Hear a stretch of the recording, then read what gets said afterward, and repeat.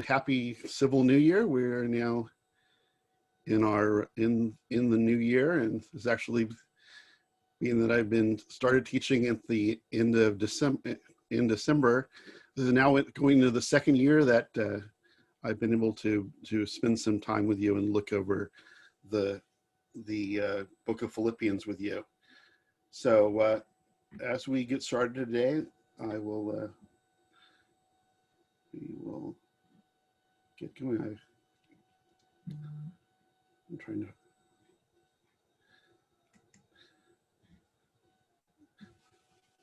to. All right.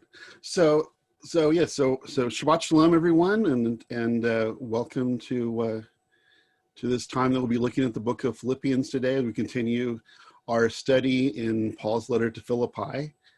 And the last 2 weeks we focused on the messianic hymn, the hymn to Messiah, which was from the first part of the second chapter of Philippians 2 through 8, specifically the hymn being from verses 6 through 11, which in 6 verses gave us a powerful and compact but very powerful story of the work of our Messiah on our behalf, that he was coming into our world, his willingness to sacrifice his life by dying on the tree, on the Roman cross, his resurrection from the dead, his ascension to heaven, and his future return and reign when all humanity, both everything seen and unseen, both human and all of creation, human and inhuman, the unseen spiritual world, everything will one day exalt Yeshua as Messiah and Lord of all. So that's been our focus the last 2 weeks. As I said, we looked at verses 1 through 8 and then 9 through 11. And continuing on in our study of the book of Philippians, today we're going to be looking at the last part of chapter 2, and then in the first opening verses of chapter 3, looking at 3 examples of humility. And as I've said before, throughout the book of Philippians, one of the major themes throughout the book is of humility, and specifically following the humble example of our Messiah, which we saw so poignantly, that Yeshua being the greatest example of humility in giving himself, leaving his place in heaven to come to earth as a baby and then to die the most humiliating death, the death of a slave on the Roman cross for us. And in our lesson today, we'll see Rav Shul talking about 3 other examples of humility, 2 positive examples of humility of Timothy and Epaphroditus, 2 of his co-workers in the work of Messiah. And then in chapter 3, we'll see a negative example of humility, which was something that Dr. David Stearns pointed out, as Paul is giving here a negative example of humility, which is pride. And so today we'll briefly look at these 3 different examples of 2 examples of Messiah-like humility and 2 examples of the opposite of humility, of that being of pride. So begin reading here. This is Philippians chapter 2, verses 19 through 30, where we're going to be looking at the examples of Paul and Epaphroditus, the examples of Timothy and Epaphroditus. As Paul called the Philippians to imitate the example of Yeshua, he now adds 2 other examples for them to model in their lives: Timothy and Epaphroditus. The Philippians already knew both of these individuals. Timothy, we first look in verses 19 to 24. We're going to be looking at the example of Timothy. And we read here in verses 19 through 24. But I hope in the Lord Yeshua to send Timothy to you shortly, so that I too may be cheered by knowing how you are doing. I have no one who compares with him, who will care so sincerely for your welfare. People all put their own interests ahead of the Messiah Yeshua's, but you know his character, that like a child, his father, with his father, he slaved with me to advance the good news. The Philippians already knew Timothy as a man of character, and Paul knew that they could be confident in his impending service to them on behalf of Paul. Timothy functioned as Paul's son in his ministry work, and we know that Timothy was with Paul when he first came to Philippi for the first time, as we see in the book of Acts chapter 16, that Timothy along with Luke and Silas were with him on the trip that eventually was called the second missionary journey of Paul, where he went to Philippi. So Timothy has been a part of the messianic life of the Philippians since the very beginning, being that he was there when the gospel was first shared with the Philippians, where Lydia and her family came to faith. So he has a long-standing relationship, and they respect him and know him because he was one of the first to bring them the good news of the Messiah. And he was, we know that Paul here brought Timothy's example up to them because they knew him, and he knew that they would be willing to listen to him and to model the example of Timothy as Timothy served as an example of Messiah, as we see here in verses 23 through 24. Paul says, I hope to send him just as soon as I see how things will go with me, and I am confident in the Lord that before long I myself will come to you. So Paul's here in these verses where expresses his hope to send Timothy to be with them. Timothy was with Paul when he was in his imprisonment. He was there serving Paul, and Timothy was also was one of the men who actually wrote down Paul's letters, because Paul's letters were mostly dictated, and Timothy was the one who would actually write down Paul's words. So here he's saying he's hoping to send Timothy, which they know, to them. And he also hoped that he may be one day released, as we read earlier in the book, that he was hoping that he would be released from imprisonment to make one final trip to Philippi. But as we know, that he was actually executed under Nero before he was able to return to them. So Paul begins here in talking about these examples of humility, speaking about first Timothy, which was we considered a son in his ministry work, that he was a person that was well known to Philippians, being, as I said, he was there at the beginning of the message of Yeshua coming to them. So he had that built-in bond with them. So he shares in here about how Timothy models the Messiah. And he says that here in verse 20, I have no one who compares with him who will care so sincerely for your welfare. So Paul knew, based on Timothy's ministry with him and care for the communities they come in contact with in their work, that Timothy modeled the Messiah's willingness to offer service. And he says that he has no one who compares with him, so that the example of Timothy's service is so beyond any others. He knows that he is the best one that he can send to the Philippians. Verse 21 says, people all put their own interests ahead of the Messiah Yeshua. But you know his character, that like child with his father, he slaved with me to advance the good news.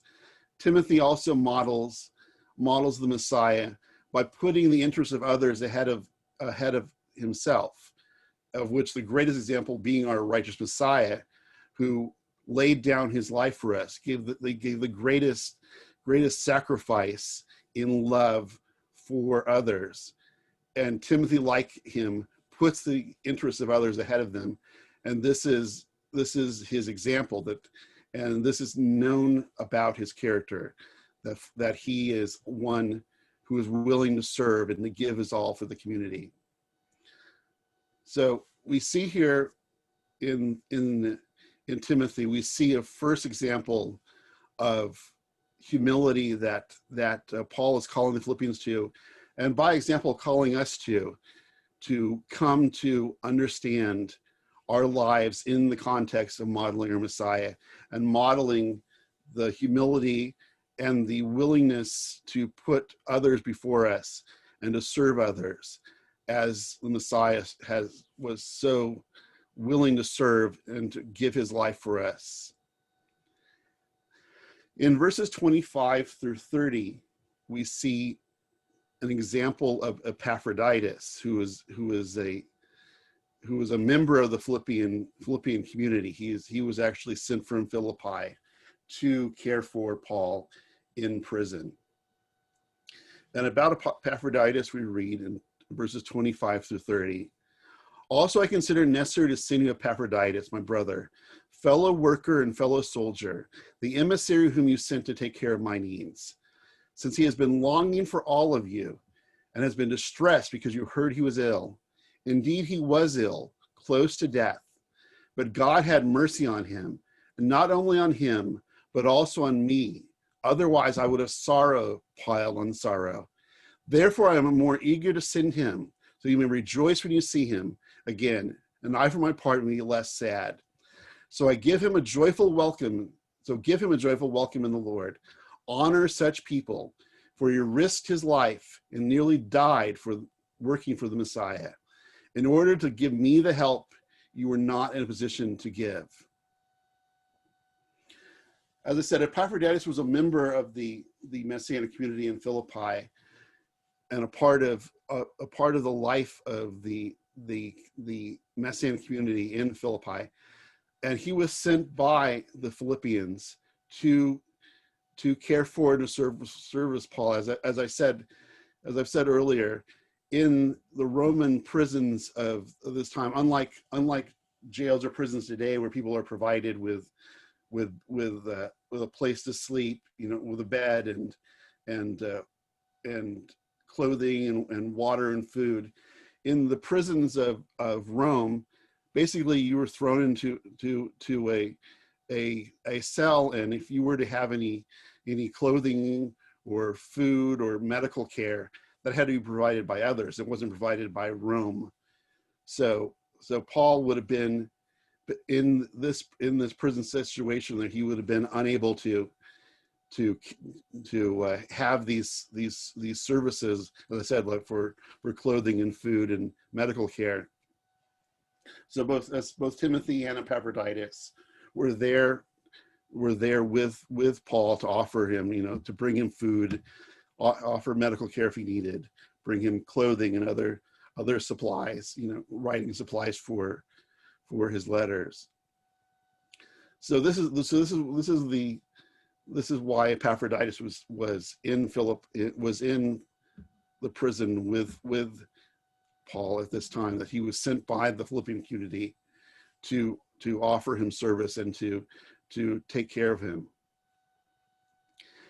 And also it is understood that it would actually be Epaphroditus who was the one who would eventually bring back this letter to the Philippians. So as long as they also would send letters and other items. This here, Epaphroditus was also going to bring back this letter to the Philippians.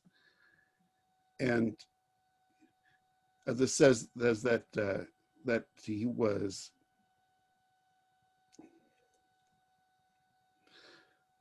and speaking about Paul's feelings about Epaphroditus. This is a quote from Robert Lightner, a commentator.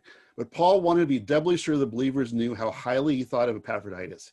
He called him my brother, fellow worker, fellow soldier, and messenger. He shared Paul's spiritual life, labors, and dangers. He willingly took the role of a servant to assist Paul. This man, whose name means charming, served the Lord while he served others. While there in Rome, Epaphroditus became sick to the point of death, possibly from the poor conditions of Paul's life under house arrest in Rome. as he was, as he recovered from this illness, which it doesn't actually say what it was, but Paul does make the point that it was to the point of death. So this was a serious illness that he took on through visiting Paul in prison. That Paul says that he served them well, this faithful worker, and he was filled with joy to return him safely to them, because he being concerned that they had heard that he was ill, especially ill to the point of death, that they would rejoice having him return to them in wholeness and with these words from the Apostle Paul. So here we have a second example of which Rav Shaul Paul is speaking about humility like the Messiah in the example of Epaphroditus. That as he said, he refers to him, Epaphroditus, as his brother and fellow worker and fellow soldier, the emissary that was sent to them to take care of my needs. So Paul's making clear to the Philippian community his deep love for Epaphroditus, and to really affirm him as an example of the Messiah, that calling him a fellow worker, a brother, a fellow soldier, making clear to them that in his service to Paul, he was really demonstrating the Messiah, and that he sends them back with this message that he is so beloved, and he is given the authority to the community as an example of Messiah-like humility. And as I said, Paul said that he was ill and they were distressed about him. So Paul has a great joy in sending him back to them in wholeness, and he knows that would also bring them encouragement, because he knew that they would be discouraged in their faith, especially if Epaphroditus would have died. This person had meant so much to them and to Paul. But Paul, in joy, can send him back to them and confirm his Messiah-like example, and to affirm him as returning in good health and life. And so as Paul says, that you will be rejoiced when you see him, and I, my part, may be less sad. Because Paul shares here in verse 28 that he knew that he had a sadness in himself, knowing that the people in Philippi would be distressed with the concern over Epaphroditus. So he knew that with his return to them in health, that would give them joy. So we see here in Epaphroditus that he was actually willing. He actually risked his life and nearly died working for the Messiah, willing to give his all to serve Messiah and to serve Rav Shaul. So here we see a second example of humility, that of Epaphroditus, who was a member of the Messianic community in Philippi. In chapter 3, we get in chapter 3 of Philippians, we get what Dr. David Stern has referred to as a negative example of humility, which would be an example of pride, and that we will look at briefly today. This is a chapter that you could go on for 6 months or more of teachings to break down these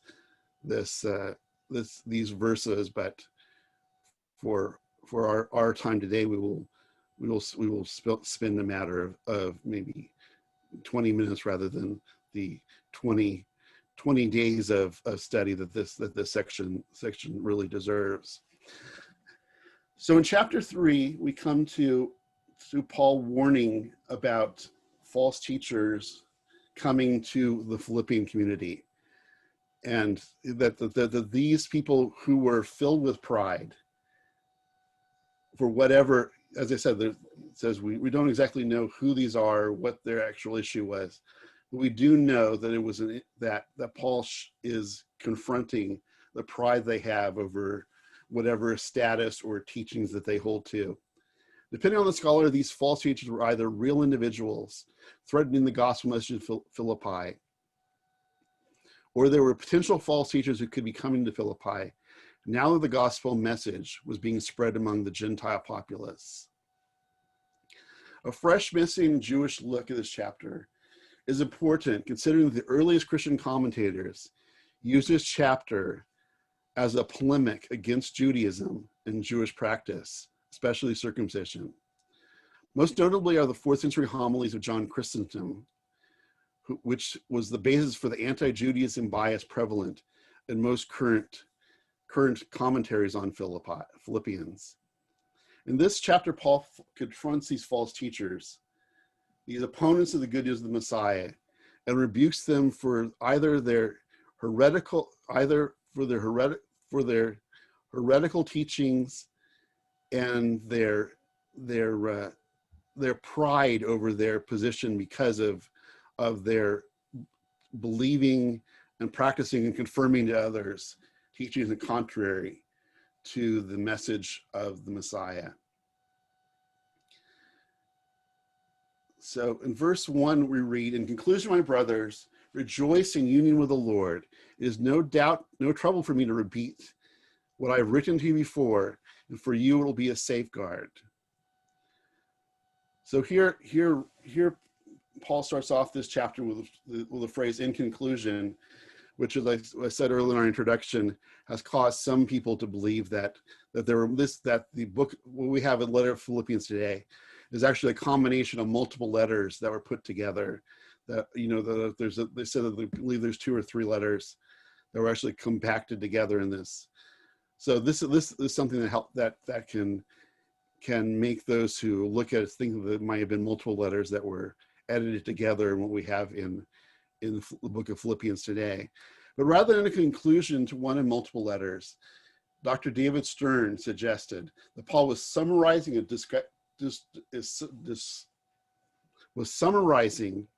his discussion of humility with a warning not to boast. As I said in chapter 2, we saw the example, the greatest example of humility, Messiah Yeshua. Secondarily, we saw the example of Timothy, who was a co-worker with Paul. Third, we saw the example of humility of Epaphroditus.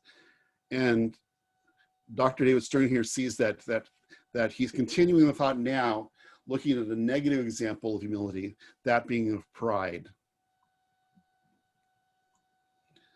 So we come to verse 2, where he speaks about these false teachers, these ones who are bringing a false teaching to Philippi. And he says, "Beware of the dogs, those evildoers, the mutilated." We didn't know the identity of these opponents to Paul that he warned about here, because he does not identify them by name, but only refers to them by these epithets: dogs, evildoers, and mutilated. Most scholars understand that these epithets to represent Jewish opponents and false teachers. Where Paul to call these opponents dogs comes from the notion that it was believed that Jews use this term in referring to Gentiles, and there are many Christian scholars who believe that because of that Paul is actually turning back this reference on these Jewish opponents as Gentiles would have been referred to as dogs by Jews, that Paul here was calling these false Jewish teachers dogs. But this is a understanding which is I look to refute.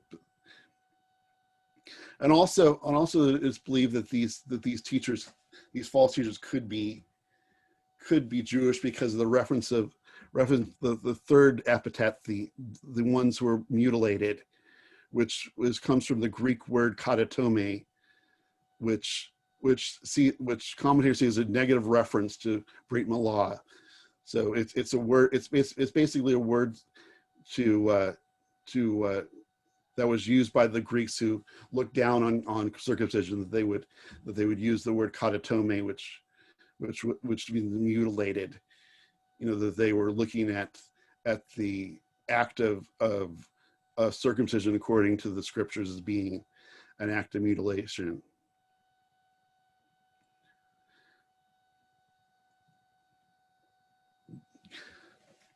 So there is a great question over who these opponents are, and as I said, it would take much more than one sermon, one teaching to look at who all of the various options of who these people are. But for our discussion today, I just want to focus on the fact that this example of pride, that whoever these opponents were, those who were bringing the false teaching into the community, that they were filled with pride, that they had pride in their status, whatever that was.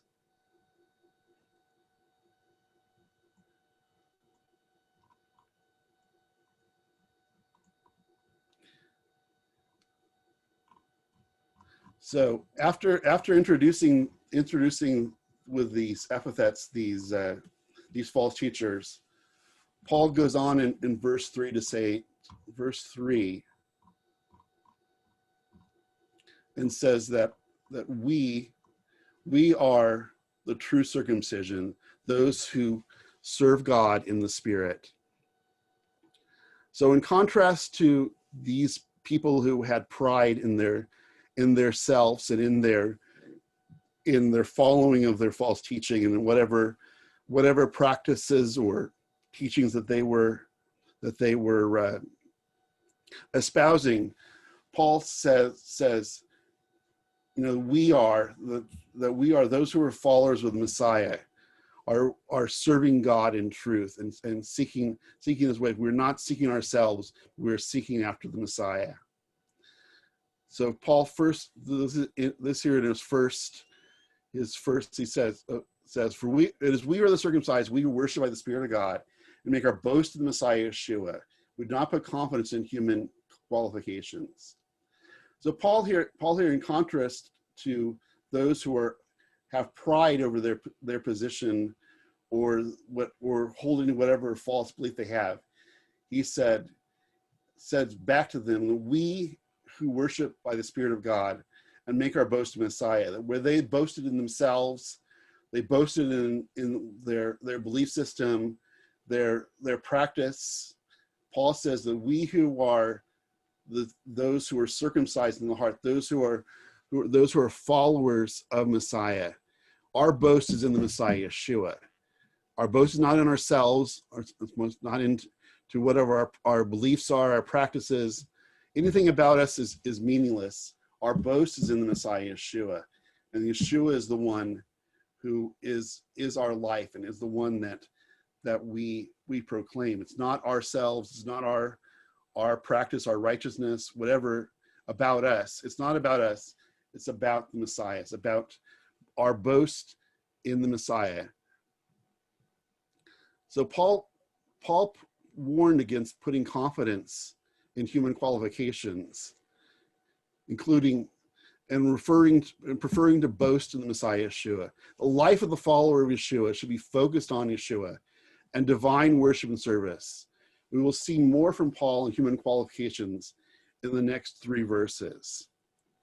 So the next 3 verses we see Paul confronting the idea that these people were prideful for their situation. More than likely was something to do with a practice or if it was, for example, that they were confirming unto the Philippian believers, the Gentile Philippian believers, that they needed to be circumcised to be fully a part of the family of God, which was the issue that Paul faced in Galatia. And we're not sure if that is the issue here, but that's a possibility. So whatever it is, they're prideful over something that they either believe or some practice of theirs. And Paul says, so that if anyone wants to boast, of their own human achievements, he says, that he has greater achievements than any of these people who could become to him. And we read in verses 4 through 6 of chapter 3, what I've called Paul's Jewish resume, where he wrote, "Even though I certainly have grounds for putting confidence in such things, if anyone else thinks he has grounds for putting trust in human qualifications, I have better grounds. Brit Milah on the 8th day, circumcised on the 8th day, by birth belonging to the people of Israel, from the tribe of Benjamin, a Hebrew speaker with Hebrew-speaking parents, in regard to the Torah, a Parush, a Pharisee, in regard to zeal, a persecutor of the Messianic community, in regard to the righteous demanded by legalism, blameless." Many commentators see these verses as a way for Paul to out-credential the opponents that were advocating this false teaching by putting forward his spectacular Jewish resume. These false teachers were prideful over whatever teaching or practice that they saw that they had taken on that made them better and than others, and sought to basically tell the Philippians that they could be more spiritual, they could be more a part of the people of God by following their teaching. But Paul here says, they are caught up in pride in themselves and in their teaching. But if someone was to, in their own self, hold out pride, he says, I have this powerful Jewish background, which is above many others. But here, so he's which he laid out that he was, as I said, that he was circumcised on the 8th day of the people of Israel. So he was a Jew born of the people of Israel. He was from the tribe of Benjamin, who was the forefather of his namesake Shaul, the first king of Israel. He was a descendant of the family of the first king of Israel. A Hebrew speaker with Hebrew-speaking parents, meaning that he was raised in a Hebrew-speaking home, and he was raised in the context of Judaism of this day. In regard to the Torah, Parush, that he was a Pharisee, that he was the most strict in his understanding of the Torah. Even more, he said he had, in his regard to zeal, a persecutor of the Messianic community, that though he would now not see this as a positive thing, but at least for the sake of speaking out against the pride of these others, he says, if you want to really, I was a persecutor of the Messianic community, that I went so far in my understanding of Judaism before Yeshua, that I was actually persecuting the community. So here,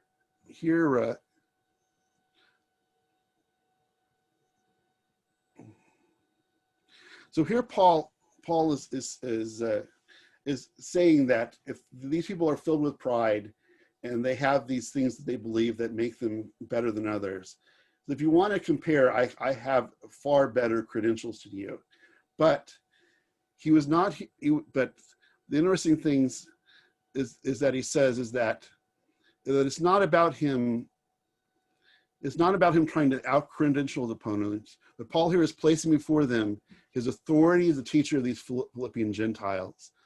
Paul is instructing them about their new life within the Jewish life as Gentiles following the Messiah, and authority over those opponents who are trying to bring the Philippian Yeshua followers into conformity with their former pagan life and the norms of society. So Paul here in setting out his resume, he says, I could use this for prideful means. I could use this for the sake of out-credentialing these false teachers. But he was really in this showing another example of humility by, in essence, saying that all of these credentials are for the sake of his authority as a teacher of the Philippians. That all of these credentials are just for the sake of being a leader for the Messianic community. That he is in here showing, rather than trying to out-credential these false teachers. In contrast here, he's seeking to show that he is the one who is the Messiah's example to them, and the one who is their leader because of his modeling of the Messiah. So Paul here, speaks about his life as a Jewish man, and here now, for those who said that somehow Paul became, at the Damascus Road, that Shaul the Jew became Paul the Christian. Paul here is still, now that here at the end of the life, referring himself as bound to the Torah, and even, as I said, that he's still referring to himself now. This would have been 20 some years after coming to follow Yeshua, that he understood the Torah as a Pharisee, as one who took the scriptures, took the Torah seriously, both in practice and in his life in general.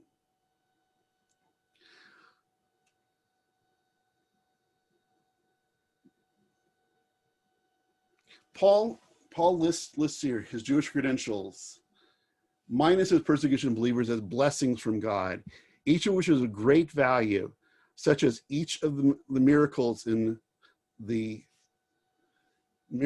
which we can see throughout the life of the people of Israel. As we will see in verse 8, that everything else about Paul's life, or about Rashua's life, is valuable and a divine blessing, but they do not compare with the revelation of Yeshua in his life. After an extensive listing of all that he can boast about in his Jewish resume, and all that he had from his birth and practice, Paul made clear to the Philippians that his only source of true confidence was in Yeshua, living in union with the Messiah as his sole focus. And so we'll be looking at verses 7 to 8 as we conclude our teaching today, and we can continue on our study in the book of Philippians chapter 4, continuing chapter 3 in our next time together.